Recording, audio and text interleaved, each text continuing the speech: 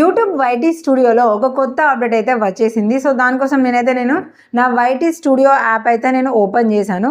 So open చేసిన తర్వాత నార్మల్గా ఫస్ట్ ఓపెన్ చేయగానే ఫస్ట్ ఇంటర్ఫేస్ మనకి ఎలాగైతే ఉంటుందంటే మన ఛానల్కి సంబంధించిన ఏమైనా మెయిన్ నోటిఫికేషన్స్ వస్తే పైన మనకి కనిపిస్తూ ఉంటాయి. అలాగే కింద చూసుకుంటే మన ఛానల్ లోగో, అలాగే ఇక్కడ నేము, మన టోటల్ సబ్స్క్రైబర్స్, కింద ఛానల్ అనలిటిక్స్ అనే ఆప్షన్ దగ్గరనేమో సో లాస్ట్ 28 డేస్ది కౌంట్ చేసుకొని వ్యూస్ ఎన్ని వచ్చాయి, అలాగే వాచ్ టైం ఎంత వచ్చింది, ఒకవేళ మీకు మానిటైజేషన్ అయిందనుకోండి ఎర్నింగ్స్ చూపిస్తుంది. ఈ లాస్ట్ 28 డేస్లో మీరు ఎంతగా ఎర్నింగ్స్ చేసుకున్నారు అది మనం సెట్ చేసుకుంటే డాలర్స్ అయితే డాలర్స్, రూపీస్ అయితే రూపీస్, ఈ కరెన్సీ మనం సెట్ చేసుకున్న దాన్ని బట్టి ఎంత సంపాదించుకున్నామో అనేది కూడా ఇక్కడ మనకి క్లియర్గా తెలియజేస్తుంది. కిందనేమో లాస్ట్ 3 పబ్లిష్డ్ వీడియోస్ చూపిస్తుంది, షార్ట్స్తో కలుపుకొని కూడా చూపిస్తుంది. వాటికి సంబంధించిన డీటెయిల్స్ కూడా అంటే ర్యాంకింగ్ కానివ్వండి, సిపిఎం రేటింగ్ కానీ, ఆర్పిఎం రేటింగ్ కానీ, మనకి ఎలా ఉంది, ఎంత లైక్స్ వచ్చాయి, కామెంట్స్ ఎన్ని వచ్చాయి, వ్యూస్ ఎన్ని వచ్చాయి అనేది ఇక్కడ మనకి క్లియర్గా తెలుస్తుంది. ఇదంతా కూడా వైటీ స్టూడియో స్టార్టింగ్ ఇంటర్ఫేస్ దగ్గర మనకి ఓపెన్ చేయగానే కనిపించేది ఇది.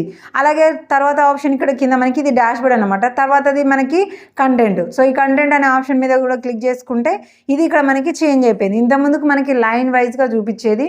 సో వీడియోస్, షార్ట్స్ అనేది సపరేట్గా, అలాగే ప్లేలిస్ట్ అనేది విధంగా కూడా మనకి ఈజీగా మనకి చూపించేది. కానీ ఇప్పుడు మనము ఆ కంటెంట్ అనే ఆప్షన్ మీద క్లిక్ చేయగానే స్టార్టింగ్ నార్మల్గా మన కంటెంట్ అనేది చూపిస్తుంది. కిందనేమో మన లాంగ్ వీడియోస్, టెక్ వీడియో అంటే షార్ట్ వీడియోస్ ప్లేలిస్ట్ ఎలా ఎన్ని సెలెక్ట్ చేసుకున్నాం, అందులో ఎన్ని వీడియోస్ అప్లోడ్ చేసాం అనేది ఇక్కడ మనకి క్లియర్గా చూపిస్తుంది. పైనేమో మన కంటెంట్ చూపిస్తుంది. ఇక్కడ మనము వ్యూ ఆల్ అనే ఆప్షన్ మీద క్లిక్ చేసుకుంటే ఇక్కడ అన్నీ కూడా ఇది షార్ట్స్ ఉన్నాయి. ఓకే, ఇందులో ఇప్పటివరకు లాంగ్ వీడియో రాలేదు, అన్ని షార్ట్ వీడియోస్ మాత్రమే ఉన్నాయి కాబట్టి ఇక్కడ మనకి షార్ట్స్ అయితే తెలుస్తుంది. సో ఇందులో కూడా మనం సెర్చ్ చేసుకోవడానికి షార్ట్ బై అని మోస్ట్ వ్యూ, లేదంటే రీసెంట్ ఈయన, విజిబిలిటీ దగ్గర ప్రైవేటు, పబ్లిక్ అనేవి, సో వ్యూస్ దగ్గర మోర్ దెన్ లేదంటే లెస్ దెన్ మనం సెలెక్ట్ చేసుకొని చూసుకోవడానికి. అలాగే మన అకౌంట్లో ఏమైనా రిస్ట్రిక్షన్స్ ఉన్నాయా, సో అది యూట్యూబ్ సెట్ చేసిందైనా మనం సెట్ చేసుకునే అయినా కూడా రిస్ట్రిక్షన్స్కి సంబంధించిన కంటెంట్ ఏమైనా ఉందా అని కూడా చెక్ చేసుకోవడానికి ఆప్షన్ అయితే చూపిస్తుంది.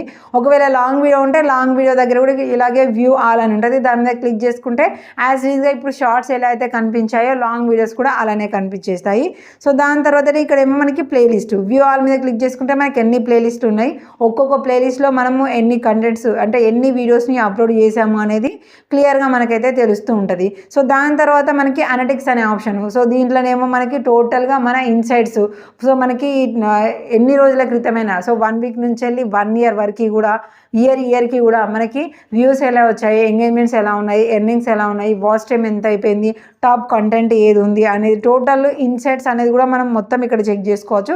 సో ఇందులో ఇప్పుడు వచ్చిన అప్డేట్ ఏంటి అంటే కమ్యూనిటీ. సో మనకి ఈ అనలిటిక్స్ అనే ఆప్షన్ పక్కకి మనకి కామెంట్స్ అనే ఆప్షన్ ఉండేది. దాని దగ్గర క్లిక్ చేసినాం అనుకోండి, సో రీసెంట్గా ఎవరెవరైతే కామెంట్ చేసిలో అక్కడ నుంచి ఓల్డ్ వరకు కూడా కొన్నిటిని మనకి కామెంట్స్ రేర్గా చేసిన వాటిని మనకి చూపిస్తూ ఉండేది. అక్కడ నుంచి వాళ్ళకి రిప్లై ఇవ్వడానికి మనకి చాలా ఈజీగా ఉండేది. సో ఇప్పుడు కమ్యూనిటీ దాని మీద క్లిక్ చేసుకుంటే కూడా యాజ్ ఈజ్గా స్టార్టింగ్ మనకి కింద కామెంట్స్ అనేది చూపిస్తుంది. వ్యూ ఆల్ మీద క్లిక్ చేయగానే ఇక్కడ అన్ని కూడా కామెంట్స్ చూపిస్తుంది. వ్యూ ఆల్ మీద క్లిక్ చేస్తే రీసెంట్గా మనకి ఉన్న కామెంట్స్ అన్ని కూడా లైన్ వైజ్ చూపిస్తుంది. పైన వచ్చేసి మనకి కామెంట్స్ లాస్ట్ 28 డేస్లో ఎన్ని కామెంట్స్ వచ్చాయి అనేది చూపిస్తుంది. ఇటు పక్కకేమో మనకి రిటర్నింగ్ వ్యూస్ అంటే ఆల్రెడీ చూసిన వాళ్ళు మళ్ళీ ఎంతమంది వచ్చి చూసారు అనేది కూడా మనకి ఇక్కడ మనకి క్లియర్గా తెలియజేస్తుంది. దాని మీద క్లిక్ చేసుకున్నాం అనుకోండి, సో ఇక్కడ నుంచి వెళ్ళి కూడా లాస్ట్ 28 డేస్ 90 డేస్లో ఎంతగా రిటర్నింగ్ వ్యూస్ వచ్చాయి, ఎంతమంది వచ్చి చూసారు అనే డీటెయిల్స్ని ఇక్కడ మనం చూసుకోవడానికి అయితే అవకాశంగా మనకి ఈజీగా ఇచ్చేసింది.